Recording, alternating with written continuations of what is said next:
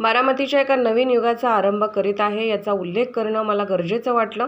पहिलं बारामतीला यायचं म्हटलं की वेळेत यावं लागायचं, पण आता कळलं आहे बारामतीकरांनी घड्याळाला रामराम केला आहे.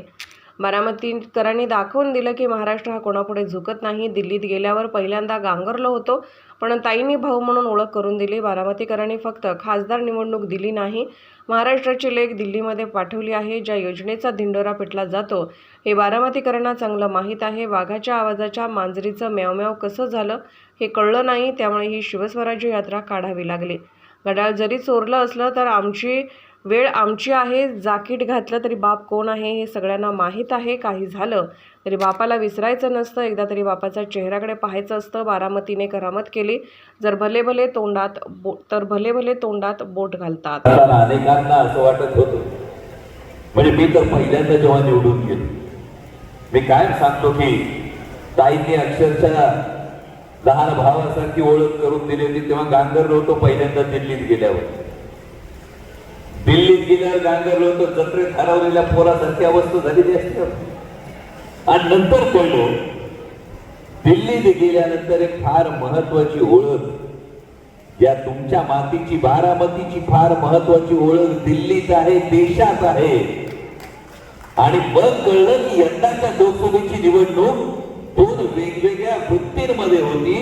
बारामतीची ज्या माणसानं ओळख देशाला दिली तो माणूस, की बारामतीमुळे ज्यांना ओळख आणखी वाढवता आली ती वृत्ती, या दोन पैकी निर्णय करायचा होता.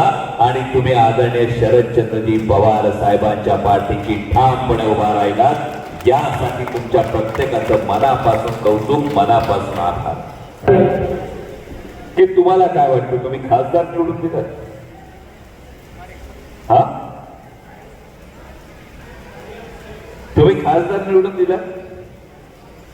बारामतीकरांना तुम्ही फक्त खासदार नाही निवडून दिला, कारण माझ्या माता भगिनींना सगळ्यात मोठा वसा आणि वारसा लाभलेला असतो तो मातृत्वाचा, कर्तृत्वाचा आणि नेतृत्वाचा.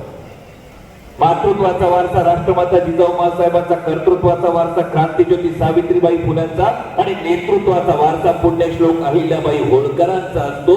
आणि हा वसा आणि वारसा घेऊन तुम्ही एक महाराष्ट्राची लेक, तुम्ही एक जिजाऊ सावित्री अहिल्याची लेक जेव्हा दिल्लीत पाठवली, तेव्हा एक कित्येक आयांचं स्वप्न आहे, माझ्या कित्येक भगिनींचं स्वप्न आहे.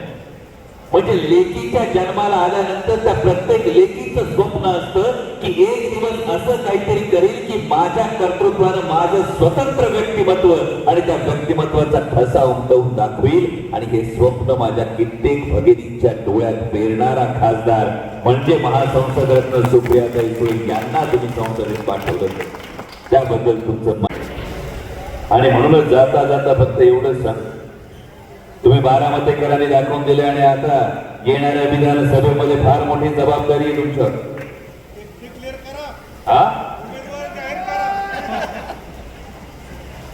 जाहीर करायचं, त्यासाठी काय करायचं तेवढं फक्त लक्षात. बारकाईने आहे ना, किती बी दमदाटी केली, आले ना बोलबी, किती बी दमदाटी केली तरी लोक आता बदलत नाही. बघतोस तुला बघून घेतो, स्वाभिमानाला आमच्या खपत नाही. किती बी दमदाटी केली तरी लोक आता बदलत नाही. बघतोस तुला बघून घेतो, स्वाभिमानाला आमच्या खपत नाही. वस्तू चोरली रंग बदलला, वस्तू चोरली रंग बदलला तरी चोरी काही लपत नाही. स्वार्थासाठी बाप बदलला तर जनतेला ते पटत नाही. घड्याळ जरी चोरलं तुम्ही, घड्याळ जरी चोरलं तुम्ही तरी वेळ मात्र आमची आहे. घड्याळ जरी चोरलं तुम्ही तरी वेळ मात्र आमची आहे. जाकीट घाला, योजना काढा, हवा फक्त पवार साहेबांची आहे, हवा फक्त पवार साहेबांची आहे. आणि म्हणून सगळ्यांना लक्षात ठेवा, ही जबाबदारी फक्त विधानसभेची नाही. लोक सांगतील, लोक येतील, प्रचार करतील, म्हणतील लोकसभा तो सिर्फ झाकीतील, विधानसभा अभी बाकी आहे. वस्तादाना एवढं साधं समजू नका. वस्तादासाठी विधानसभा सीट झाकीये. एका महाराष्ट्र वस्तादाच्या पाठीमागे उभा करा. त्यांच्या मांडीवर जाऊन बसलेत ना ते दिल्लीचं सरकार नाही का दादाला हलवलं ना तर बघा. आणि म्हणून या विधानसभेला भावानं लक्षात ठेवा. या विधानसभेला लक्षात ठेवा. तुमच्या माझ्या आयुष्याच्या भविष्याच्या नशिबाच्या सातबाऱ्यावर एक नाव आहे. त्याचं नाव आहे शरद पवार. ज्या माणसानं आपली फिरायची शेती बागायची केली, ज्या माणसानं आपल्या दारात दुचाकीच्या ऐवजी 4 चाक्याने, ज्या माणसामुळे आपली सापराची घर स्लॅबची झाली, ते नाव आज महाराष्ट्राच्या काळजावर कोरलंय. आणि म्हणून लक्षात कायम ठेवायचं, काही झालं तरी बापाला विसरायचं नसतं. त्याच्या सुरकुतलेल्या चेहऱ्यात सुख म्हणून व्हायचं असतं. आणि जेव्हा या सुरकुतलेल्या चेहऱ्यानं डोळे मिचकावीत जेव्हा महाराष्ट्राचा सह्याद्री हसतो, तेव्हा दिल्लीतल्या सरकारलाही घाम फुटतो. त्यामुळे ट्रेलर महाराष्ट्राची विधानसभा झाकीये. आणि त्यानंतर केंद्रात सुद्धा आपलंच सरकार आणणं बाकी आहे. आणि तेवढी ताकद आणण्यासाठी वस्ताद सक्षम आहे, या तुमच्या सगळ्यांची खात्री आहे. म्हणूनच मी विनंती करतो, या विचारानं ते शिवस्वराज्य आणण्यासाठी.